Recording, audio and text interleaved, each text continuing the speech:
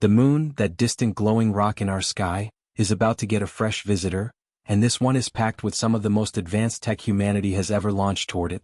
It's called Athena, and it's the result of a powerful partnership between NASA and Intuitive Machines, an aerospace company that's rapidly making a name for itself in lunar exploration. Athena is a robotic lunar lander built as part of NASA's CLPS program, short for Commercial Lunar Payload Services, which allows private companies to deliver science and technology to the moon. And what makes this mission even more exciting is that it's heading straight for one of the most intriguing locations in space science, the moon's south pole. This area isn't just scientifically interesting, it's strategic. The lunar south pole is home to craters that are permanently shadowed, places where the sun never shines and where water ice has likely remained untouched for billions of years. That ice could one day support human life on the moon, providing drinking water, oxygen, and even rocket fuel. That's why NASA is pushing so hard to explore this region before anyone else. Athena's mission is to lay the groundwork for that future, and it's not going alone. On board this lander is a whole suite of cutting-edge payloads designed to scout, sample, and study the lunar surface like never before. We're talking robotic drills, spectrometers, rovers, and even a miniature hopping spacecraft. Launched successfully on a SpaceX Falcon 9 rocket just last week, Athena is now making its way through space and is expected to begin its descent to the lunar surface on Thursday, March 6th. Its target? A carefully chosen landing zone near the moon's south pole. If all goes well, Athena will be the first U.S. spacecraft to softly land on the moon since the Apollo missions ended in the 1970s. But unlike Apollo, this isn't about flags and footprints. This is about science, infrastructure, and technology that will power the next era of space exploration. And the tools Athena is carrying are nothing short of extraordinary.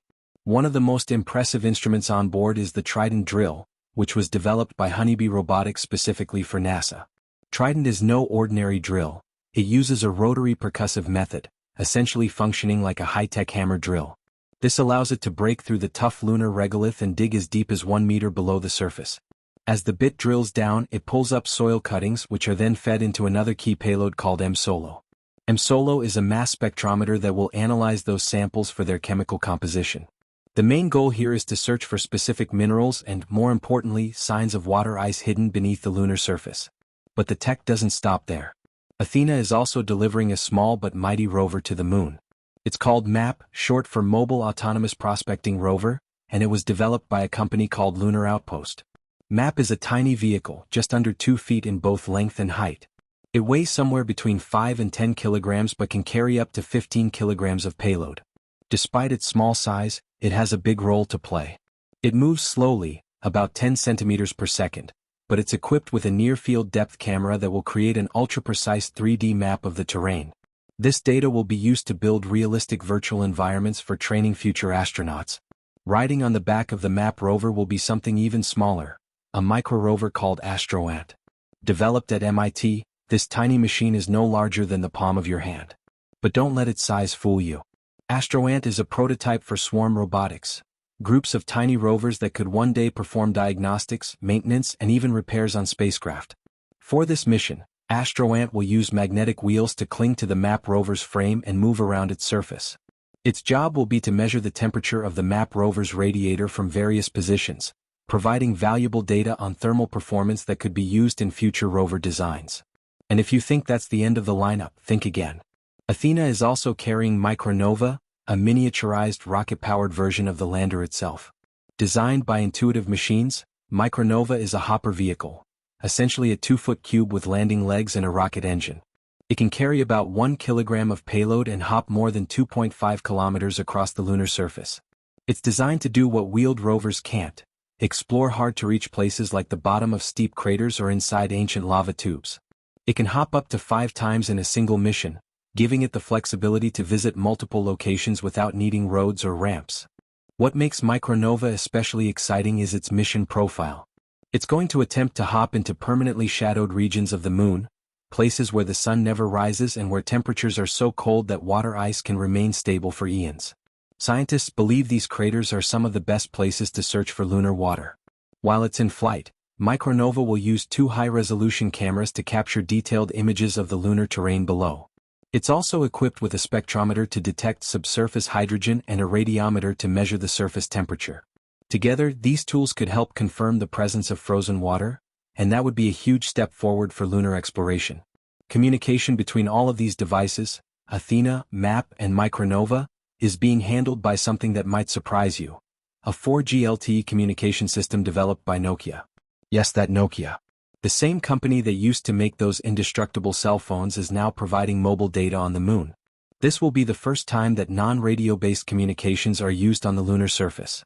The system will allow for high-definition video streaming, real-time telemetry, and even the remote control of robotic vehicles, all from Earth. If successful, it will demonstrate how future moon missions could stay connected using commercial technologies adapted for space. While Athena is en route to the moon, back here on Earth, SpaceX has been working on its own game-changing spacecraft, Starship. Everyone was anticipating another test flight this week, and everything seemed on track. But on Monday evening, the launch was suddenly aborted with just 40 seconds left on the countdown clock. At the time, SpaceX didn't give many details. But later, Elon Musk posted on X to explain what happened. He said there were too many question marks about the flight and noted that ground spin start pressure was about 20 bar lower than expected. In simple terms, that means the system that spins up the fuel pumps didn't have enough pressure to work safely. That pressurized gas comes from ground infrastructure built into the launch mount, so the issue wasn't with the rocket itself but with the equipment on the pad. Starship is still fully stacked on the launch tower, and SpaceX has now rescheduled the flight for Wednesday, March 5th at 5:30 p.m. Central Time. Hopefully, everything goes smoothly this time. In the meantime, Elon Musk made an appearance on the Joe Rogan podcast, where he gave a few updates on the Starship program. Some of the news was exciting and some of it was a bit disappointing depending on how you look at it. One of the biggest takeaways from that interview was Elon's update on in-flight refueling.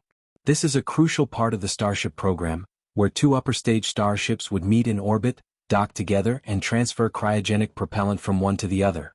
This technology is vital for deep space missions, including the eventual trip to Mars. SpaceX had originally planned to conduct the first test of this system in 2025. But according to Elon, that's probably not going to happen on schedule. He explained that full rapid reusability of the Starship upper stage needs to come first.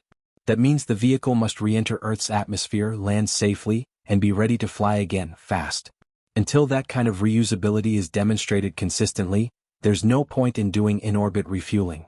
Elon was clear that he still believes full reusability will be achieved this year, but quick turnaround flights, where a Starship lands, refuels and launches again in short order, probably won't happen until sometime next year. That's a bit of a delay, but it's understandable. Building a reusable spacecraft is one of the hardest engineering challenges imaginable, and Starship is still very much in its experimental phase. Still, with every test, SpaceX gets closer to turning this massive stainless steel rocket into the fully reusable orbital-class vehicle that could one day carry humans to the Moon and Mars.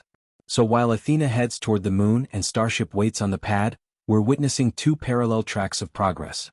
One focused on robotic exploration and infrastructure, the other on building the transportation backbone of future spaceflight. Together, they represent the next chapter in our quest to become a multiplanetary species.